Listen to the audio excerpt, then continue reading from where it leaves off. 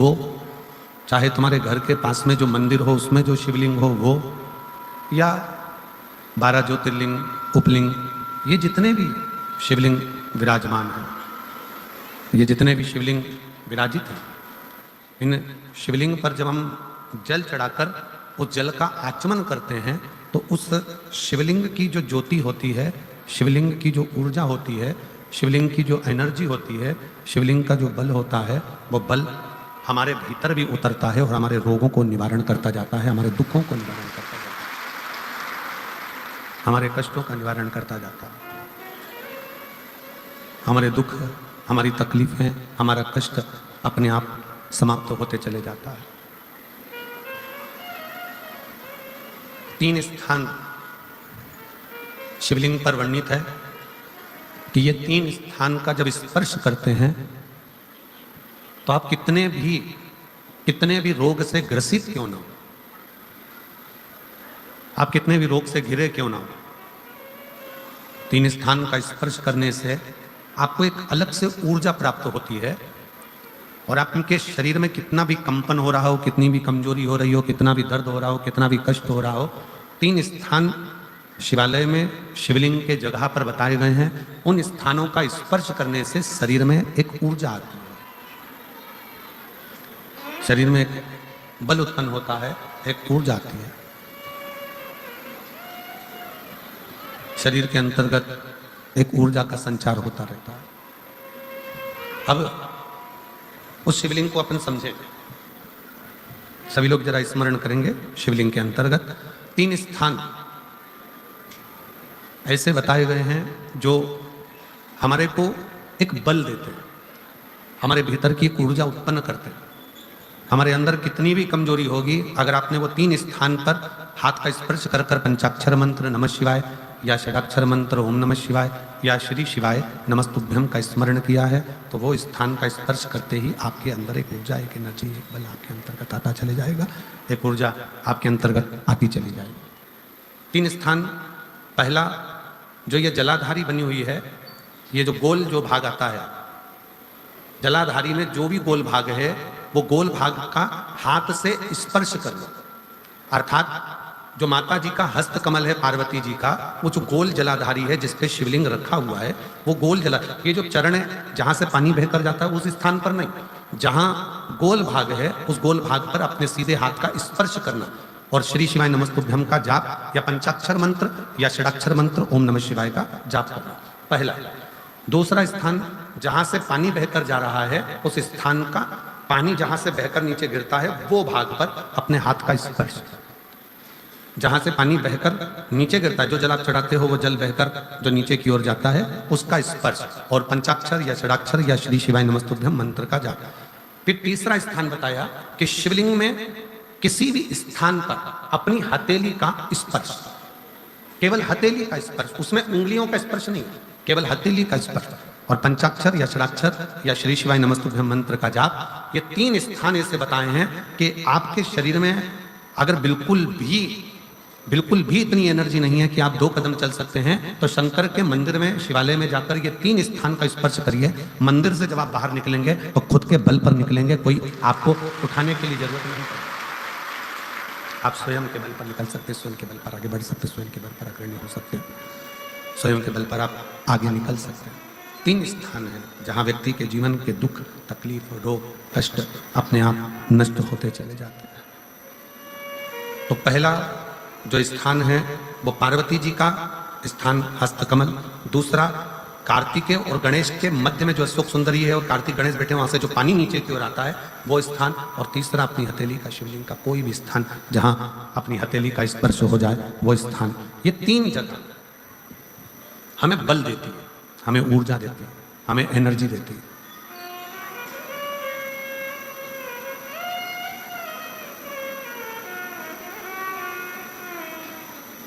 और एक निवेदन और, आप यदि कोई कार्य के लिए निकल रहे हो,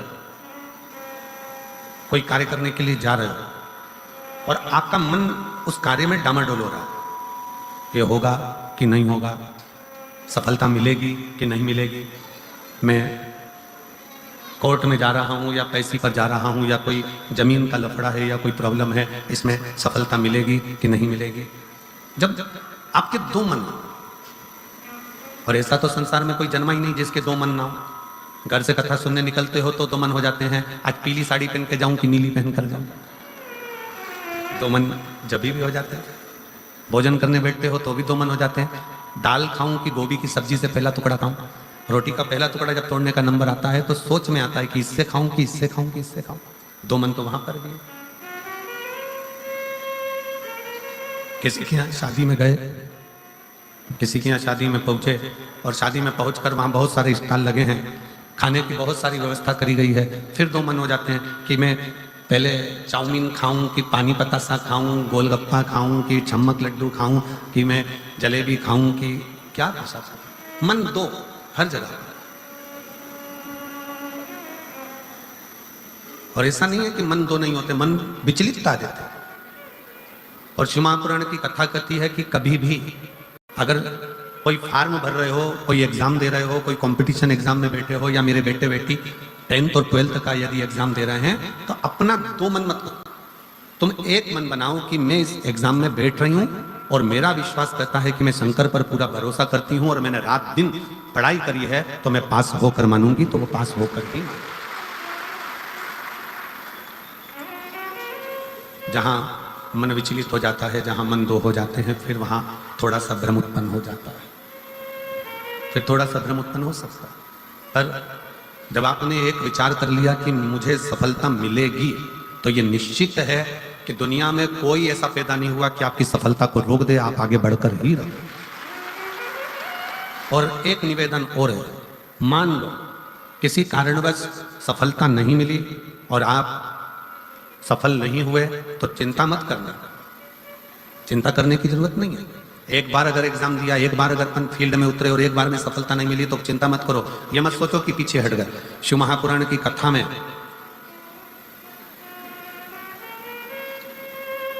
वन के अंदर भगवान शंकर अर्जुन को ज्ञान उपदेश दिए थे। जिस समय पर एक सुंगर, जंगली सुंगर भागता जा रहा था और उस समय पर जब बाण छोड़ा गया था, तब भगवान शंकर ने अर्जुन को उपदेश दिया कि अर्जुन, एक बार युद्ध के मैदान में अगर थोड़ा सा पीछे सरके हो तो टेंशन मत लेना, चिंता ना करो। एक कंपटीशन एग्जाम में आप बैठे हो, एक एग्जाम आप दे रहे हो और उस एग्जाम में सफलता नहीं मिल रही है। आपने एक बार परीक्षा दी, एक बार आपने नीट की तैयारी करी, एक बार आपने सीए की तैयारी करी, एक बार आपने अन्य तैयारियां करी और उसमें आपको सफलता नहीं मिली और आप उसमें उत्तीर्ण नहीं हुए और आपने मन दुखी कर लिया। अब मैं तो बताओ आगे ही नहीं बढ़ पाया, चिंता ना करें। भगवान शंकर का ये संवाद जो उन्होंने युद्ध के पहले अर्जुन को दिया है, एक सुंगर को मारते समय, एक जंगली सुंगर को मारते समय भगवान शंकर ने उपदेश दिया था, अर्जुन तीर को बहुत दूर भेजना है ना, तो तीर को थोड़ा सा पीछे खींचना पड़ेगा। उसी तरह यदि एक बार तुम्हें सफलता नहीं मिली, एक बार तुम उत्तीर्ण नहीं हुए, तो ये मत सोचना कि तुम उत्तीर्ण नहीं हो गए। भगवान शंकर ने तुम्हें लंबी दूर फेंकना चाहते थे, इसलिए तुम्हें थोड़ा सा पीछे खींच लिया है और जमकर। यदि वंश की वृद्धि नहीं है, 30 वर्ष शादी के हो गए, 40 वर्ष शादी के हो गए और औलाद है ही नहीं, डॉक्टर ने भी हाथ नीचे कर दिया, टेस्ट भी करवाया, आईवीएफ करवाया, सब कुछ तुमने करवा लिया, तो भी औलाद नहीं है, तब आखिरी में एक काम चालू करो, प्रदोष का दिन दोनों पति पत्नी व्रत चालू कर दो प्रदोष का, और प्रदोष काल में शाम के समय जाकर एक ही दिए में 2 लंबी बाती जानते हो ना, रुई की लंबी कपास की बाती 2, और दोनों बाती एक ही दिए में रखकर पति पत्नी दोनों उसको प्रज्वलित करना प्रारंभ करें, बाबा संतान देकर ही रहेगा, औलाद आएगी ही।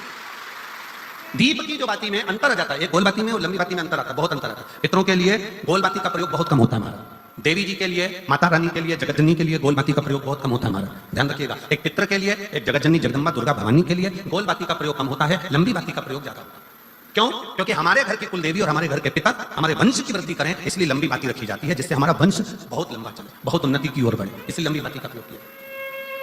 शिव महापुराण की कथा कहती है 5 जगह पर हमारा जलाया गया एक दीप, जो प्रदोष के दिन प्रदोष काल में लगाया जाता है, 5 जगह पर भारी पड़ता है। पहले नंबर पर जम के बोलते जाओ, काल सर्पदोष, दूसरे नंबर पर पितृदोष। तीसरे नंबर पर घर का वास्तु दोष। हमारे घर में कितना भी वास्तु दोष है, कोई ना कर दिया, यहाँ बाथरूम नहीं बनाती, यहाँ पर शौचालय नहीं बनाता, यहाँ सीढ़ी नहीं बनाती, वो सीढ़ी वहां बनाती, ये सीढ़ी वहां बनाती, तुम पूरा घर तोड़वा के देख लो, उसके बाद में जैसा वास्तु वाले वैसा करा कर देख लो, उसके बाद भी तुमको शांति नहीं मिले तो समझ लेना कि तुम्हारे घर में वास्तु दोष तो तुमने दिखाकर समाप्त कर लिया, फिर भी वो समाप्त नहीं हो रहा, तो प्रदोष काल का लगाया गया, प्रदोष के समय कर दिया, आखिरी में वास्तु दोष को भी समाप्त कर देता है और उसमें भी फल प्रदान करता है। काल सर्पदोष, पितृदोष, वास्तु दोष। चौथे नंबर पर 1 रुपया कमाया, 1.25 रुपए खर्च हुआ, पैसा आया गया, ये चौथे नंबर का। व्यापार में थोड़े दिन दुकान अच्छी चली, थोड़े दिन बैठ गए, थोड़े दिन काम चला, थोड़े दिन बैठ गए, गाड़ी चली, थोड़े दिन फिर बैठ गए, अर्थात हमारी फैक्ट्री थोड़े दिन चली फिर बैठ गए, कहीं ना कहीं तकलीफ, थोड़े दिन खाते थोड़े दिन रोते वाला चल रहा है। तो प्रदोष काल का, प्रदोष के समय का दिया, इस दुख को समाप्त कर रेगुलर एक जैसी सांझी, एक जैसी लक्ष्मी की वृद्धि करते चलेगा, प्रदोष काल का।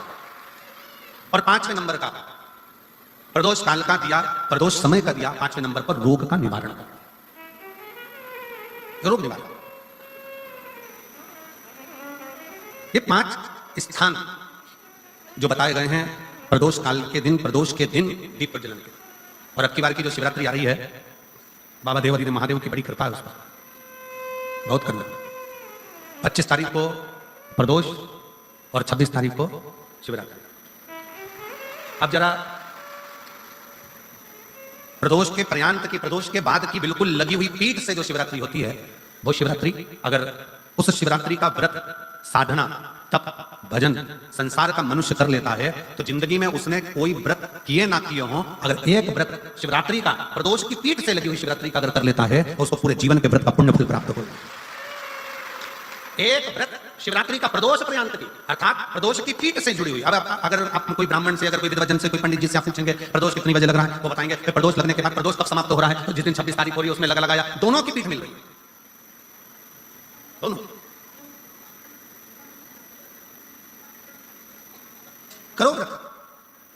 आपने कितनी भी एकादशी का व्रत करे हो, कितनी भी द्वादशी का व्रत करे हो, कितनी भी चतुर्थी व्रत करे हो, कितनी भी तीज व्रत करे हो, कितनी भी अष्टमी का व्रत करा हो, कितनी भी नवरात्रि के व्रत करा हो, कितनी भी तीज का व्रत करा हो, चाहे दुनिया के कितने भी व्रत आपने करे हो, अगर आपने एक महाशिवरात्रि का व्रत नहीं करा तो कोई व्रत का पुण्य फल आपके खाते के अंतर्गत आ नहीं पाता। शिवरात्रि के व्रत की इतनी मूलता है। पर एक निवेदन है, अगर कोई बुजुर्ग है, कोई बीमार है, कोई बूढ़ा व्यक्ति है, बहुत बीमार है, तो उसको निवेदन है, आप व्रत ये नहीं कि 24 घंटे का करो, आप व्रत 2 घंटे का कर लो, 1.5 घंटे का कर लो, 1 घंटे का कर लो, 15 मिनट का करो, पर निवेदन है कि जो बीमार व्यक्ति है वो आधे घंटे, 1 घंटा, 2 घंटा, 6 घंटा, 15 मिनट पर शंकर की शिवरात्रि का व्रत ये विचार कर करना, बहू बेटा नाते रिश्ते सबको कह देना। कोई बीमार व्यक्ति ना वो भी कह दे कि देख बेटा मेरा शिवरात्रि का व्रत है, तो घर के लोग कहेंगे पापा आपकी तबियत खराब, मम्मी आपकी तबियत खराब, दादी आपकी तबियत खराब, आप व्रत कैसे कर रही हो, बच्चे की व्रत, बच्चा कैसे व्रत कर रहा है, तो कह देना मेरा 2 घंटे का व्रत है, 2 घंटे मैं बाबा का नाम लेकर जल चढ़ाकर, जल का आचमन कर मेरे बाबा की भक्ति कर लो 2 घंटे की, मेरा व्रत पूर्ण हो जाएगा, मैं व्रत कर रहा हूं। आधी में पुनी, तुलसी बाबा कहते हैं थोड़े में बहुत होता है। आपके व्रत अगर कोई बीमार है उसके लिए, अगर कोई कष्ट है शरीर में उसके लिए ऐसा व्रत है, बाकी के सभी के लिए तो वही व्रत शिवरात्रि का पूर्ण व्रत है जिसमें भगवान शंकर की विरल भक्ति को हम प्राप्त करें। महाशिवरात्रि 26 फरवरी की है, 26 फरवरी। और प्रदोष कब का है, जम के बोलो जरा, 25 फरवरी। 25 फरवरी को भी शाम के समय प्रदोष काल में बाबा का दीप लगाइए, प्रार्थना करिए और 26 तारीख का व्रत करिए बिना संकोच। और जिसके घर में शंकर भगवान के व्रत के लिए अगर झगड़ा हो रहा है तो निवेदन है व्रत बिल्कुल मत करिए। पति पत्नी का झगड़ा हो रहा है, पति कह रहा है क्या शंकर शंकर लग रहा है, अपने को शिवरात्रि के दिन शंकर जी का अपमान नहीं सुनना, इसलिए राजी हो तो व्रत करो। राजी नहीं है पति, परिवार के लोग राजी नहीं है, चिड़चिड़ कर रहे हैं तुम्हारे व्रत करने से, तो आपके चक्कर में शंकर भगवान की निंदा तुम्हारे कान में जाए, सब व्रत किसी काम का। ऐसे व्रत की कोई मूलता नहीं। आपके घर के लोग राजी हो, माता पिता राजी हो, सास ससुर राजी हो, पति राजी हो, पत्नी राजी हो, परिवार के लोग राजी हो, बेटा बेटी सब, बच्चों का मन है मम्मी मुझे व्रत करना है, हाँ बेटा कर, एक ही तो व्रत करना है शिवरात्रि का, करो। घर के बुजुर्ग ने कह दिया मुझे व्रत करना है, बिल्कुल करो, आज का मौका मिला है आपको करने का, महाशिवरात्रि का व्रत करिए। घर के अंदर अगर तुम्हारे व्रत करने से झगड़ा हो रहा है, काय को व्रत कर लिया, क्या होता है शंकर जी का व्रत करने से, क्या होगा शंकर जी का तप करने से, जबरदस्ती वो सीवर वाले महाराज के चक्कर में पड़ी हो, क्या होगा शिवरात्रि व्रत से, क्या होगा शंकर जी को जल चढ़ाने से, तो उससे अच्छा है अपने घर में बैठो, श्री शिवाय नमस्तुभ्यं, श्री शिवाय नमस्तुभ्यं, श्री शिवाय नमस्तुभ्यं, श्री शिवाय नमस्तुभ्यं, श्री शिवाय नमस्तुभ्यं, श्री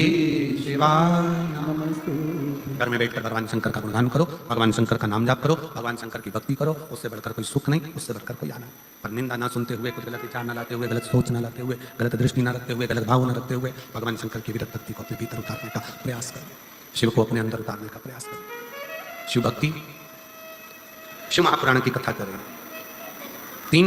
स्थान का स्पर्श रोग का निवारण कर देता है। 3 जगह पर चढ़ाया गया अक्षत हमारे मन को एकाग्रित कर कर और हमें अपनी मंजिल तक पहुंचा देता है। और प्रदोष और शिवरात्रि के मिलन का महोत्सव हमारे जीवन को आनंदता देता है, जिससे शिव तक पहुंचना चालू होगा। और जिसमें 25 तारीख से कार्यक्रम है, 25 तारीख से रुद्राक्ष महोत्सव 25 फरवरी से चालू होगा। पर लोगों का विश्वास ऐसा होता है, जैसे इस पवित्र प्रांगण में आप लोग बैठे हो, कल हम देख रहे थे कि गोविंद जी उधर जहां राम जी की मूर्ति है, राम बगीची जहां बनी है, कल हम देख रहे थे कि 9 पंडाल 6 पंडाल तो